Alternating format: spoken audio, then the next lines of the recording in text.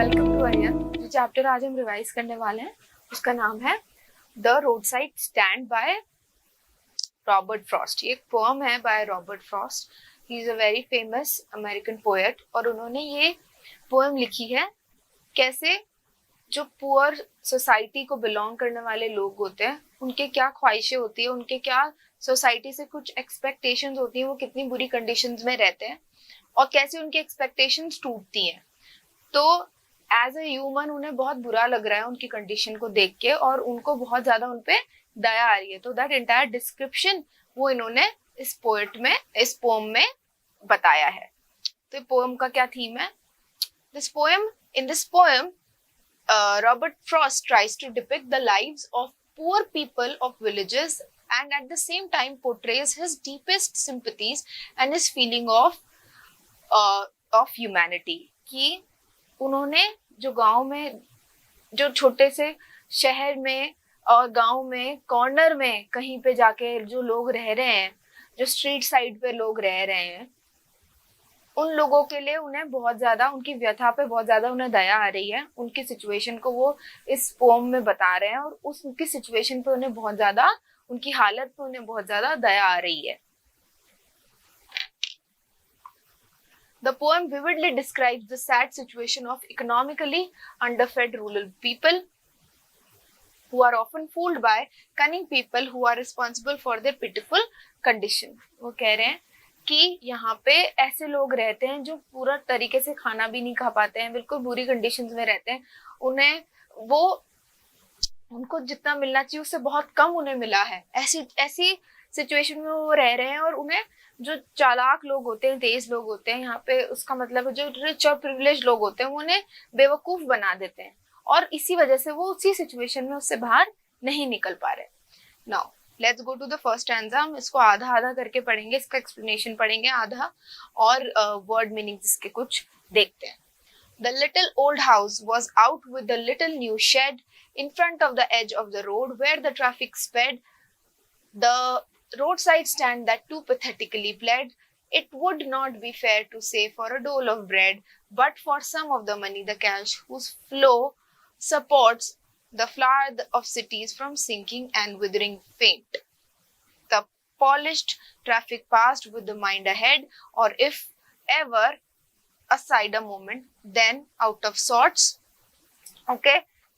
In short, इस stanza में ये बोला गया है कि जो पुअर पीपल हैं, जो स्ट्रीट के कॉर्नर पे रह रहे हैं, उन्होंने एक शेड निकाला है आगे ताकि उन पे ध्यान जाए जो लोग वहां से निकल रहे हैं, क्योंकि वहां से ट्रैफिक स्पीड में निकल रहा है, तो ताकि वो वहां से कुछ खरीदें और उनका थोड़ा सा रोजगार बैठे। पर लोग नजरअंदाज करके जा रहे हैं, उन्हें कोई नहीं देख रहा है। वो जो शेड है वो गंदा सा बना हुआ है, उसको लोग ध्यान नहीं दे रहे हैं और इसीलिए वो एक अच्छी लाइफस्टाइल मेंटेन करने में बहुत ज्यादा सक्षम नहीं है। शेड मतलब एक छप्पर, एक शेड निकला हुआ है। एज मतलब किनारा। ट्रैफिक स्पेड, ट्रैफिक बहुत तेजी से निकलना। रोड साइड स्टैंड होता है जहाँ पे एक सड़क के पास जैसे थड़ियां लगी हुई होती है, उसी तरीके से एक रोड साइड स्टॉल लगी हुई है, चाय की दुकान जैसे। पैथेटिकली मीन्स बहुत बुरी तरीके से, ठीक है, दयनीय। प्लेड मीन्स किसी से रिक्वेस्ट करना, याचना करना। डोल ऑफ ब्रेड मतलब खैरात जिसे हम कहते हैं। कैश फ्लो होता है मतलब कि नकद होना, कैश होना। ओके। सिंकिंग मतलब होता है खराब होना। कोई चीज सिंकिंग हो रही है मतलब वो खराब हो रही है। यहाँ पे उसका मतलब ये है। विदरिंग मीन्स कुम्हलाना, ठीक है। माइंड अहेड, सीधा आगे बढ़ना, अपने काम से काम रखना, आगे बढ़ना। Okay.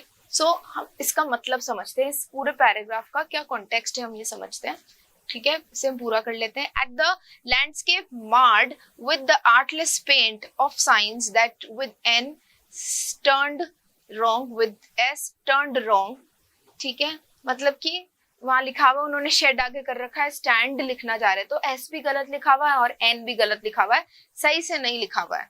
Offered for sale wild berries in wooden quarts और crook necked golden squash with silver warts and beauty rest in a beautiful mountain scene. You have the money but you want to be mean. Why keep your money and go along? ठीक है, तो इस पूरे paragraph का क्या context है, जैसे मैंने आपको बताया कि कॉर्नर साइड पे, रोड के कॉर्नर साइड पे कुछ कैश के लिए, कुछ पैसों के लिए उन्होंने एक अपना स्टैंड बना रखा है और ध्यान भटके जो वहां से लोग जा रहे हैं एक शेड बना रखा है, ठीक है, ताकि कुछ तो उन्हें मिल जाए, पर कोई उनपे ध्यान नहीं दे रहा है। लोग जा रहे हैं, उनके पास पैसे हैं, जो लोग वहां से निकल रहे हैं अपनी बड़ी गाड़ियों में, उनके पास पैसे हैं, पर वो उनपे नहीं खर्च करना चाहते, वो उनको इतना इंपॉर्टेंस को समझते ही नहीं है। एंड फर्दर डिटेल में अब हम पढ़ते हैं। In the given lines, the poet tells about a roadside shed that was built outside the house on the edge of the road. ठीक है, एक आउटसाइड एक शेड बनाया था, ठीक है, ताकि रोड के साइड में शेड बनाया ताकि ध्यान खींचने के लिए। He says the villagers who have built the shed want cash money to make their lives better, but the people passed by cared to stop to get irritated at the artless paint spoiling the beauty of the place, or the wrong signs, or at wild berries being sold in the wooden courts. ठीक है, जो वहां से लोग गुजर रहे हैं वो उसको इतनी बुरी तरीके से देख रहे हैं कि ये पूरी सीनिक ब्यूटी को खराब कर रहा है। जो इन्होंने ये सेटअप यहाँ पे बिछाया है, वो बेरीज जो वो सर्व कर रहे हैं वो नहीं खाना चाह रहे हैं क्योंकि वो अच्छे पतीले में नहीं सर्व्ड है, ठीक है। The villagers angrily say that if the rich want to be mean, then they can keep their money and move forward. कि वो पैसा तो खर्च करना चाह नहीं रहे, तो वो अपना पैसा अपने पास रखें और यहाँ से जाएं। उन्हें बहुत क्रोध है उन लोगों पे जो प्रिविलेज्ड हैं, जो वहां से गुजर रहे हैं। On the road side there is an old house which has extended shed. ठीक है, एक पुराना घर है कॉर्नर पे, ठीक है, वहां पे वो कुछ सामान बेचते हैं, उनकी दुकान टाइप है, और वो शेड उन्होंने लगा रखा है ताकि वो कुछ कमा पाए। This shed is towards the edge of the road. Road के edge पे है। The owners have made this towards the edge so that the fast-moving vehicles speeding by may notice and stop there to buy the food and refreshment sold there. ठीक है, जो वहाँ पे कुछ चीजें बिकती हैं खाने पीने की, वो इसलिए बनाया गया है कि वहाँ के जो लोग हैं वो निकले आसपास से, वहां से निकले और रुके और उनको थोड़ा कुछ खरीद ले तो वहां कुछ कैश फ्लो हो जाएगा। बट वो सिर्फ ऐसे देख रहे हैं कि ये क्या भद्दी सी साइट इन्होंने बना रखी है। The shed made a pitiable sight. It almost seemed as if it was begging for food, but that was not so. ठीक है, इतनी दयनीय साइट थी वो कि ऐसा नजारा था दयनीय कि वो लग तो रहा नहीं था वहां कुछ बिक रहा है, ऐसा लग रहा था कोई खाने के लिए भीख मांग रहा है वहां पे, ऐसा ही लग रहा था। और लोग सोच रहे थे कि ब्यूटीफुल साइट को, ब्यूटीफुल नजारे को, वो एक धब्बा है, एक तरीके से रुकावट है उस ब्यूटीफुल साइट को। Rather it was made so that the rich people who passed by the shed in their beautiful cars would stop there and buy something, so that some cash would flow into the hands of the owners, who then would be able to buy some of the things that are sold in the city. उन्होंने पर इसलिए नहीं रख रखा था वो shade, इसलिए रख रखा था कि पासर बाइज वहां रुक जाएं, कुछ खरीद ले तो उन्हें थोड़ा कैश फ्लो, मतलब कि कुछ नगद, कुछ रुपए मिले ताकि वो शहर में जाके वो चीजें खरीद पाए जो वो लोगों के सबके पास है, अपनी कुछ गुजारा कर पाए, अपने लिए कुछ कर पाए। पर ऐसा नहीं हो रहा था। The poor feel that the money the rich spend to adorn their gardens with flowers can be used to better the life of the less privileged, but the rich people passed by without paying any attention to the shed. ठीक है, वो क्या कह रहे हैं कि जो garden और अपने फूल पत्तियों को सजाने के लिए जो रिच पीपल पैसा खर्च करते हैं, वो पैसा किसी की लाइफ अच्छी करने के लिए काम में आ सकता है, better the life of other unprivileged people. ठीक है, जो प्रिविलेज नहीं होते, जिनके पास सब कुछ नहीं होता है, ठीक है, और वो इसलिए उनका अटेंशन चाहते हैं वो शेड के through. If anyone cared to stop, it was only due to the irritation at the paint and decor in poor taste that was marring the picturesque scenery of the area. ठीक है, अगर कोई रुकता भी था वहां पे तो वो यही देखने के लिए कि ये जो भद्दा सा शेड है ये क्या कर रहा है, रोक रहा है उस पूरी ब्यूटीफुल सीनरी को जो अट्रैक्टिव है। ठीक है, जो कि एक पिक्चरिस्क सीनरी है, जो कि बहुत ज्यादा सुंदर दिखने वाली, एक ओल्ड विंटेज लुक देने वाली अट्रैक्टिव एक सीनरी है। Also the shed had a board on which the word stand was painted such that the letters S and N in it were written in reverse. ठीक है, उन्होंने reverse stand लगा हुआ था, जैसे उन्होंने लिखा हुआ था स्टैंड, तो उसमें N और S रिवर्स में लिखा हुआ था, मतलब जैसे S है और ये N है तो ये उल्टा लिखा हुआ था, जैसे अगर S ऐसे लिखना है तो वो ऐसे लिखा हुआ था, उल्टा लिखा हुआ था, तो उस पे ध्यान जा रहा था लोगों का, और वो मतलब उसको देख रहे थे तो वहां कुछ खरीदने नहीं आ रहे थे, बस रुक के उसकी निंदा कर रहे थे. It were written in reverse, displaying the carelessness of the local people. कि लोकल पीपल जो वहां रहते हैं उनकी केयरलेसनेस दिखाने के लिए, कि उन्होंने इतना भी ध्यान नहीं दिया कि उल्टा लिखा हुआ है. The shed sold wild berries in wooden boxes and gourds with twisted necks and silver lumps on them. ठीक है, वो अच्छी हालत में जो फ्रूट्स बेच रहे थे वो भी अच्छी हालत में नहीं बेच रहे थे. ठीक है. Besides these things, the place also offered a stay in the scenic surroundings. ठीक है. However, the travelers felt that these poorly kept stands spoiled the pristine beauty of the landscape. The rich who passed by the place had the money but had no desire to spend it. According to them, persons who looked after the roadside stand, they were mean and miserly. They wanted to keep the money with themselves. ठीक है. तो अब वो जो beauty है उसको spoil कर रहा है, जो लोग वहां से प्रिविलेज लोग जो वहां से निकल रहे हैं उनके अकॉर्डिंग वो जो स्टैंड है वो उनकी उस ब्यूटी को क्या कर रहा है, खराब कर रहा है. अकॉर्डिंग टू देम वो पैसे वाले हैं पर वो कंजूस हैं. जो वहां लोग लोकल लोग रह रहे हैं वो क्या कह रहे हैं, पैसे वाले हैं पर इनमें दिल नहीं है, दया नहीं है, खर्च नहीं करना चाहते और ये बहुत ज्यादा कंजूस है. ठीक है, वो अपना पैसा सिर्फ अपने पास ही रखना चाहते हैं. Now coming to the second stanza. The hurt to the scenery wouldn't be my complaint, so much as the trusting sorrow of what is unsaid. Here, far from the city, we make our roadside stand and ask for some city money to feel in hand, to try if it will not make our being expend and give us the life of the moving pictures promise. The party in power is said to be keeping from us. Hurt मतलब चोट पहुंचाना, नुकसान पहुंचाना. Scenery मतलब अच्छा सा दृश्य, सुंदर सा. ट्रस्टिंग मीन्स किसी पे विश्वास करना. सॉरो मीन्स दुख. अनसेड मीन्स जो चीज बोली नहीं गई है. एक्सपैंड मतलब किसी चीज को का विस्तार करना, एक्सपैंड करना. मूविंग पिक्चर्स जो कि सिनेमा होता है वो मूविंग पिक्चर्स में आएगा. पार्टी इन पावर, जो पार्टी सत्ता अभी उस जिसके हाथों में सत्ता है. ठीक है, जो राजनीतिक पार्टी है जिसके पास अभी पावर है वो. कीपिंग फ्रॉम अस, दूर रखना.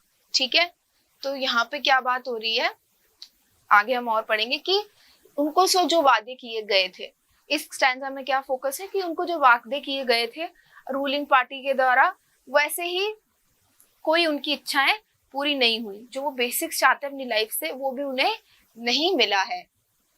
In these lines, the poet says that he is not complaining about the damage done to the scenery, but is sad to see that the people who built the roadside stand had to feel sorrow for making it, for wasting some money to have a life they see in the movies and the life that ruling party has promised to them.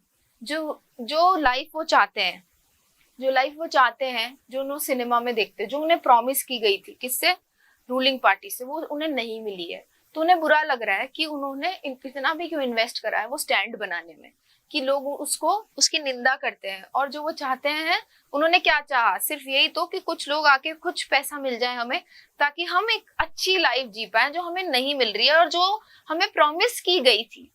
The poet does not want to accuse the rustics of the marring the beauty of the landscape. He is more worried about the untold pain that unsaid words cause to the faith of the people belonging to the countryside.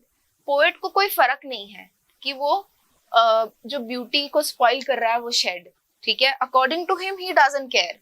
उसको कोई फर्क नहीं पड़ता कि beauty landscape की खराब हो रही है, उसको क्या फर्क पड़ता है क्या कि जो पेन है, जो अनटोल्ड पेन है उनका, जो बोला नहीं जा रहा है उनसे, वो समझता है क्या कि वो कहीं बिलोंग नहीं करते हैं, उन्हें कहीं कोई, उन लोगों को कोई सेंस ऑफ रिलेटिविटी फील नहीं हो रही है, कोई सेंस ऑफ बिलोंगिंग फील नहीं हो रही है, क्योंकि वो लोग जो वहां से निकल रहे हैं वो उनको मदद ही नहीं करना चाहते, और उन्हें बुरा लग रहा है कि हमने क्यों ये खोला है, ये स्टैंड क्यों खोला है हमने, क्योंकि ये एक तरीके के वेस्टेज ऑफ मनी है। कोई भी उनको उन पे पैसे नहीं खर्च करना चाहता, क्योंकि उनके लिए वो वेस्टेज ऑफ मनी है। वो नहीं सोचते कि इस ऐसे रोड साइड लोगों को से कुछ खरीद के इनका उद्धार हो सकता है, इनकी लाइफ थोड़ी बेटर हो सकती है। नोबडी केयर्स, उनके लिए सिर्फ ब्यूटी हिंडर करने वाली चीज है। और वो लाइफ जो वो चाहते हैं, जो गरीब लोग ये लाइफ चाहते हैं, जो सिनेमा में देखते हैं, जो उन्हें वादा किया गया था जो लाइफ का, वो उससे वो दूर होते जा रहे हैं।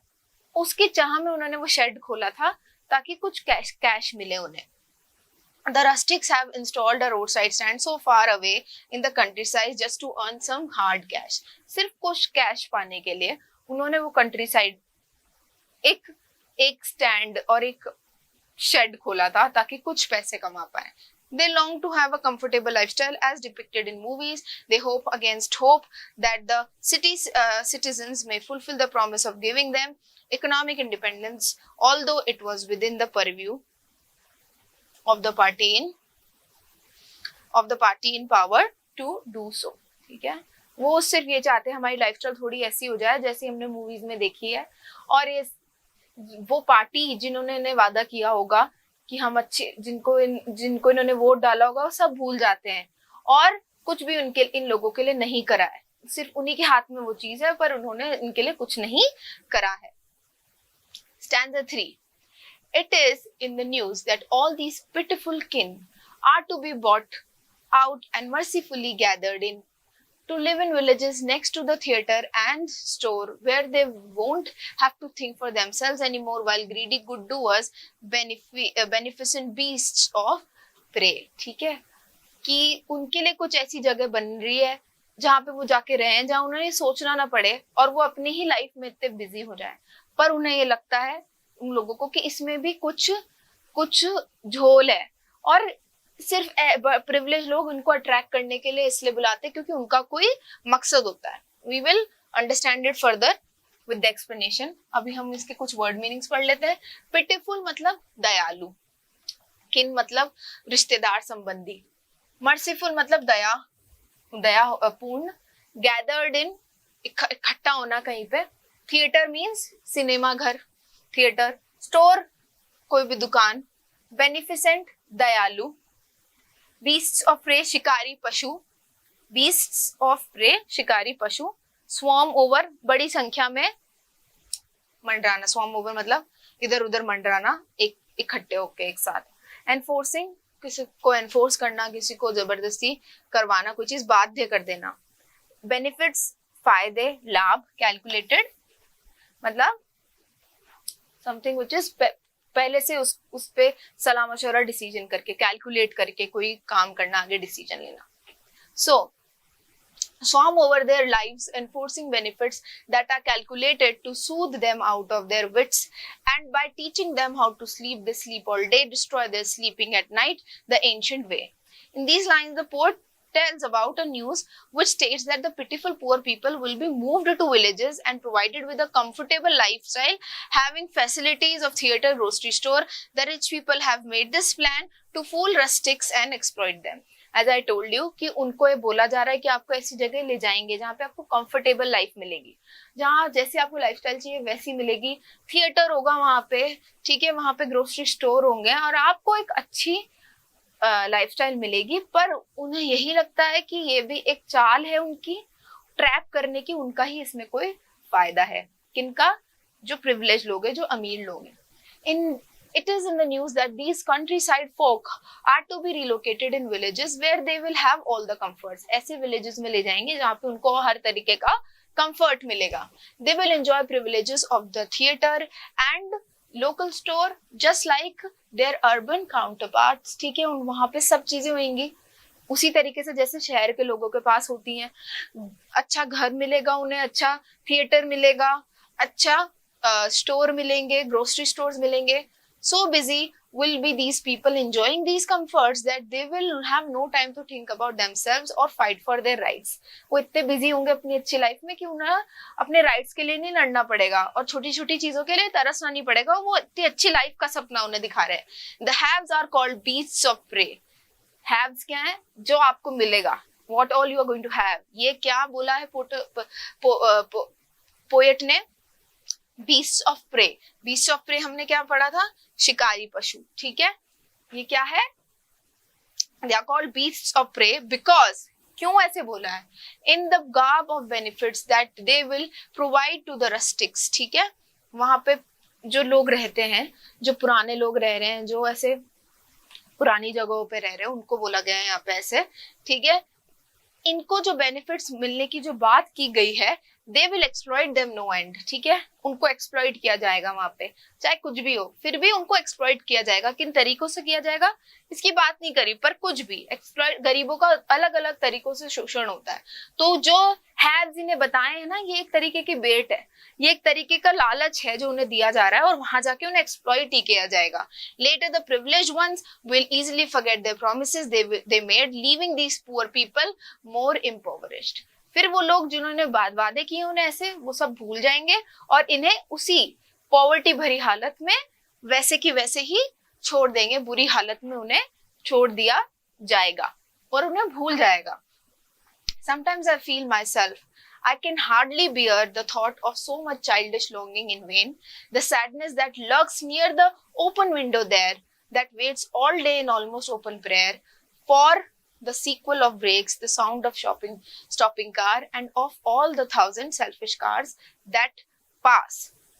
Just one to inquire what a farmer's prices are, and one did stop, but only to plow up grass in using the yard, to back and turn around, and another to ask the way to where it was bound, and another to ask could they sell it a gallon of gas. They couldn't, they had none. Didn't it see? Hardly means मुश्किल से. bear means bear करना मतलब सहना. thought अपने विचार होना. childish longing होती है आपकी कोई बचकानी कोई इच्छा होना. in vain, it is in vain, that means to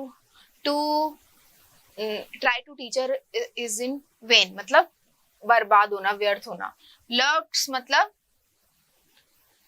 मतलब कि किसी चीज को छुपा के रखना. ओपन प्रेयर मतलब प्रार्थना करना. सीक्वल ऑफ ब्रेक्स, गाड़ी के ब्रेक लगने से उत्पन्न ध्वनि. ठीक है, तो that's squeal of brakes, that means brakes लगने की आवाज होना. स्टॉपिंग रुकना. सेल्फिश कार्स क्यों बोला गया? जो गाड़ियां वहां से गुजर जाती है, जो ध्यान नहीं देती, वो सेल्फिश कार्स होती है. इंक्वायर करना, पूछताछ करना. फार्मर्स प्राइसेस मतलब कि जो फार्मर्स जो चीजें उगाते हैं उनकी वो करना, पूछताछ करना. ठीक है. यार्ड, आंगन. अनदर, दूसरा.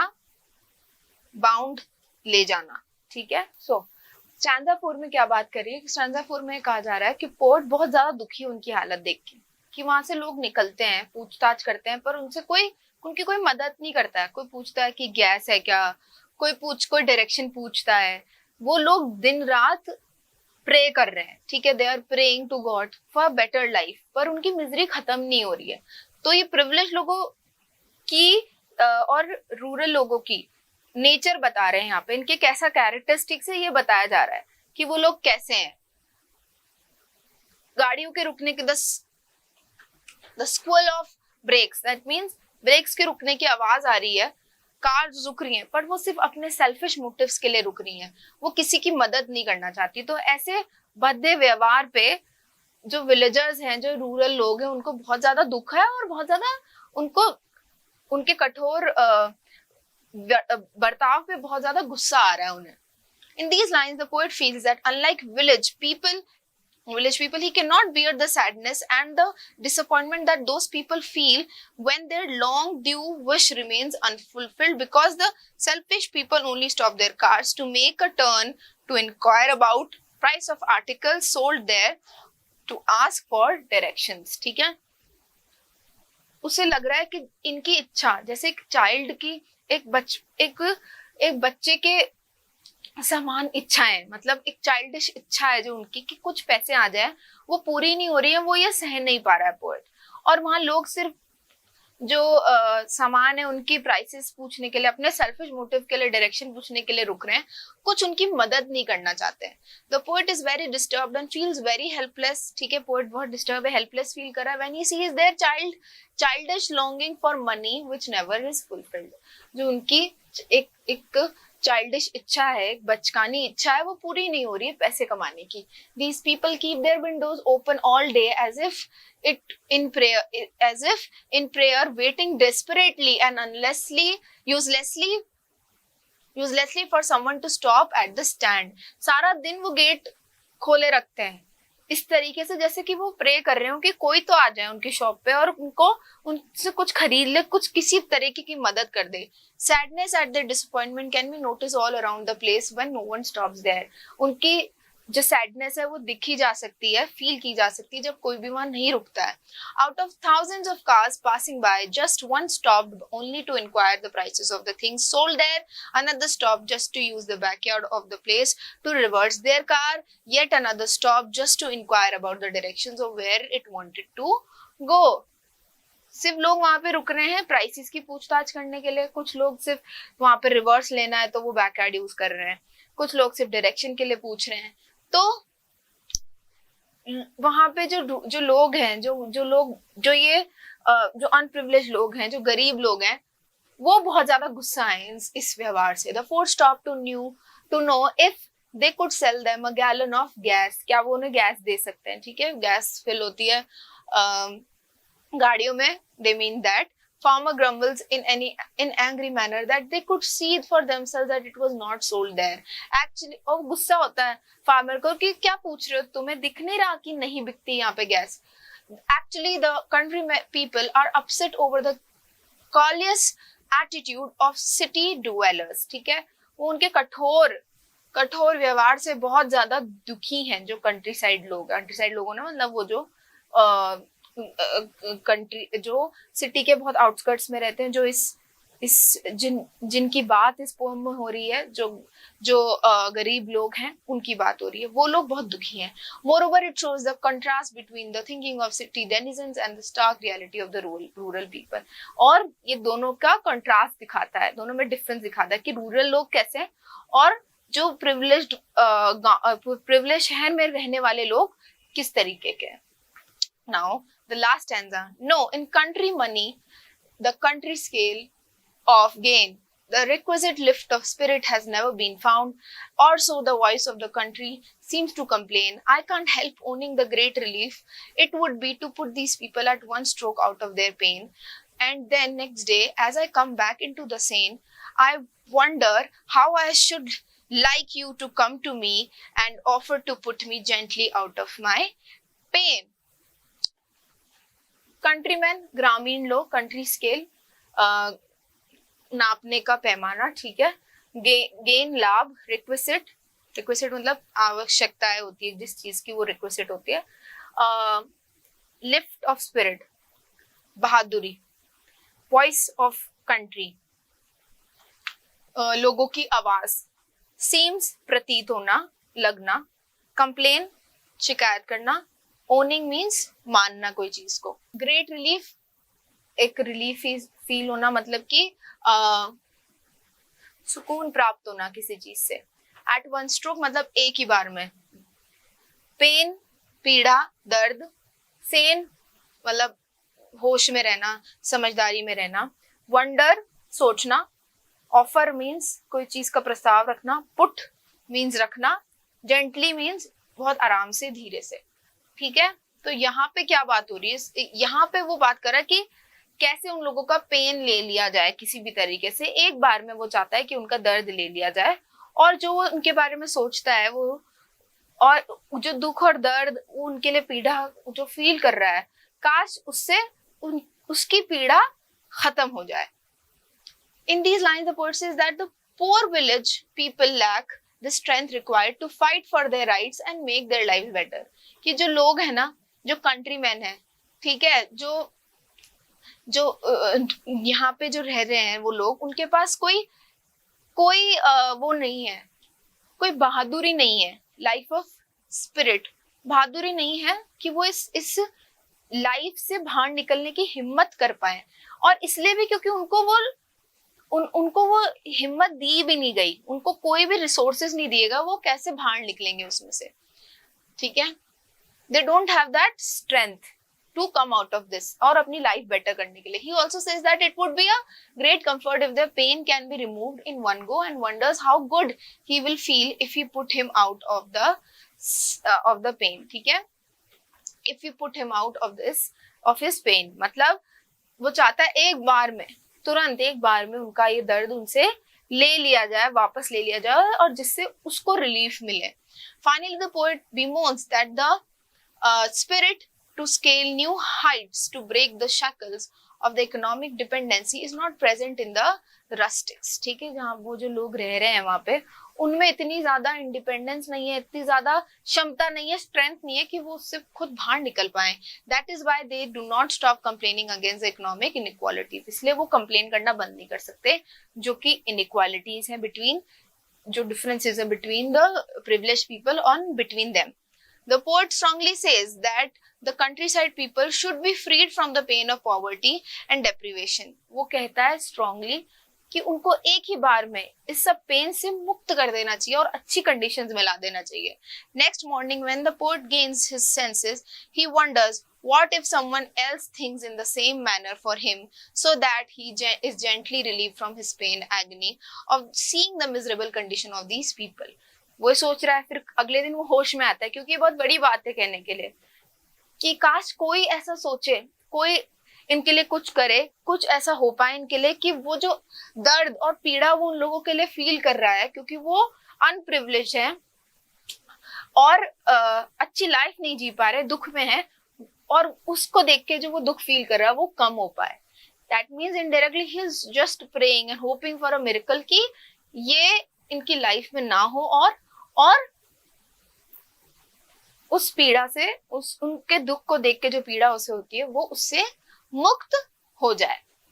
सो रॉबर्ट फ्रॉस्ट इस पोएम से क्या बता रहे हैं कि कई लोग दुनिया के कई कोनों में बहुत बुरी हालत में रहते हैं, बहुत अंडर प्रिविलेज्ड हैं, जो अपने बच्चों को स्कूल नहीं भेज सकते, लेट अलोन स्कूल, वो ढंग का खाना भी नहीं खा सकते. तो किस तरीके से वो कोशिश कर रहे हैं कि कुछ उनकी लाइफ में अच्छा हो जाए, कमाने के 10 और जरिए ढूंढ रहे हैं. सो he is also trying to say and give a message कि अगर हमारे पास कुछ है तो हमें ऐसे लोगों की मदद करनी चाहिए और कठोर दिल करके पास से नहीं गुजरना जाना चाहिए. स्ट्रीट वेंडर्स जो होते हैं, ठेले वाले होते हैं, फ्रूट्स वहां से लेने चाहिए हमको. इससे हमें ये मैसेज मिलता है इस पोएम से कि जो लोग जो छोटी छोटी दुकानों पे, सड़कों पे कुछ बेचते हैं, हमें उनसे कुछ खरीदना चाहिए, क्योंकि उस पैसे से उनका कुछ भला और अच्छा हो सकता है. वो बहुत ज्यादा उसी रुपए और पैसे पे डिपेंडेंट होते हैं.